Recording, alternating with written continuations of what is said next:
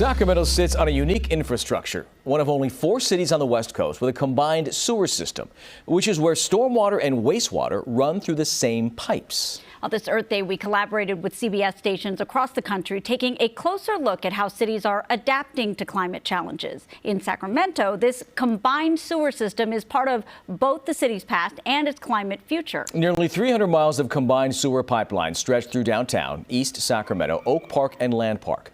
Some of the city's oldest neighborhoods rely on this system, built in parts as far back as the early 1900s.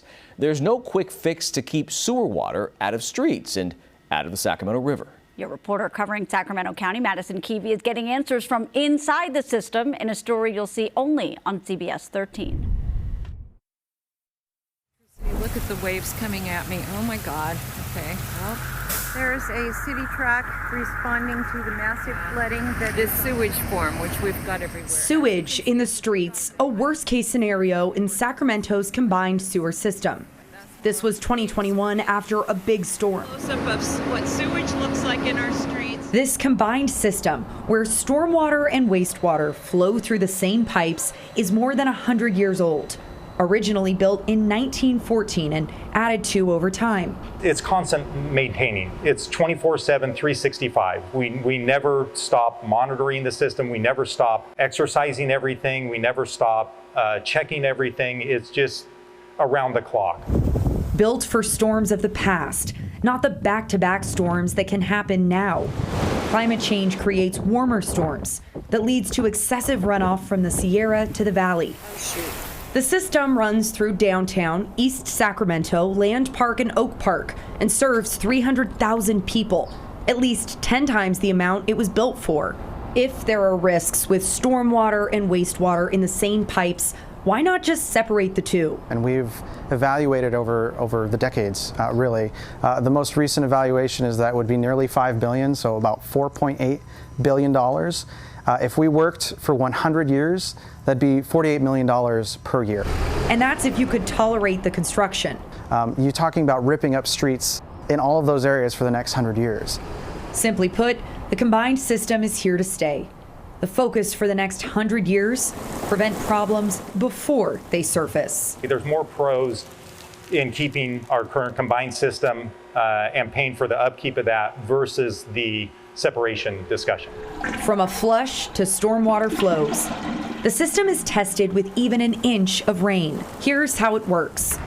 There's 4 massive pipes that take untreated water to one of the city's sump stations. We use a sump, what we call it a sump or a lift station. We use them the water comes in, we pick the water up, and then we send it along its way onto its next destination. For nearly 2 decades, Philip Meyer's been the supervising plant operator.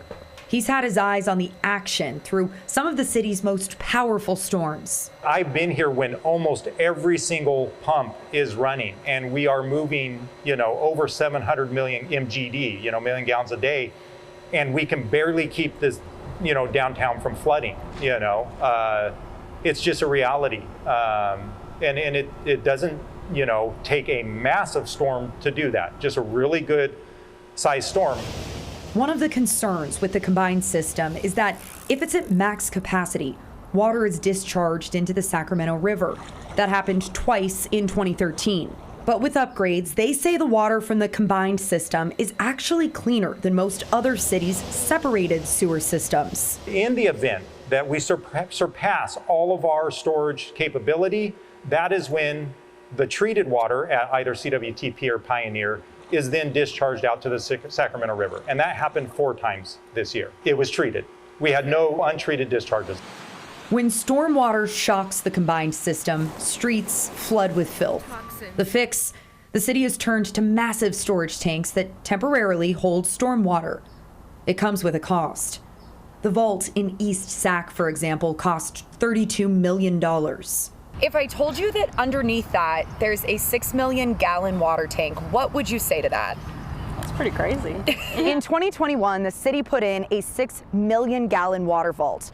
The purpose was to collect storm water so that it didn't overrun or overwhelm the combined sewer system, flooding the streets with sewage. It's one of 3 spread out along the system, and this one in McKinley Park is immediately under where I'm standing. We need to have a diversified system, right? And these remote storage facilities give us options. The storage stops major flooding, but it doesn't eliminate the risk altogether. Back in 2021, sewage did still soak the streets, but it would have been much worse. The McKinley Vault played its role perfectly. Yes, we did have some isolated flooding or outflows in the McKinley area because the McKinley Vault holds around 6 million gallons. That 6 million gallons would have been topside if it wasn't there, would have been up on the street. Construction on more water storage starts next year. This will be a nearly 2 million gallon pipe that sits under 24th Street in Midtown, put in to prevent flooding. That's what it looks like to modernize the system for the future. And this is where we bring in the expert, Chief Meteorologist Nick Marianos. Okay, Nick, lots have changed over the last 100 years. We know this, population especially, but is the same true when it comes to rainfall? Yeah, no, exactly. Not really as much as you think. You know, if you go back over the course of the last 100 years, you look at the climate data, right? Climate data is really only the last 30 years of data information, right? So in the early 1900s, it's a different climate set compared to the last 30 years of this decade, right? So what has really changed, as you mentioned, Madison, is the population, as you mentioned, more than 10 times. But when you look at the average rainfall for annual rainfall for the city of Sacramento, it really hasn't changed a whole lot, less than 1/10 of an inch difference compared to early 1900s versus now. But when you have a lot more population, a lot more infrastructure and pavement, rainfall doesn't absorb as much, especially when you have significant weather events that produce lots of heavy rainfall.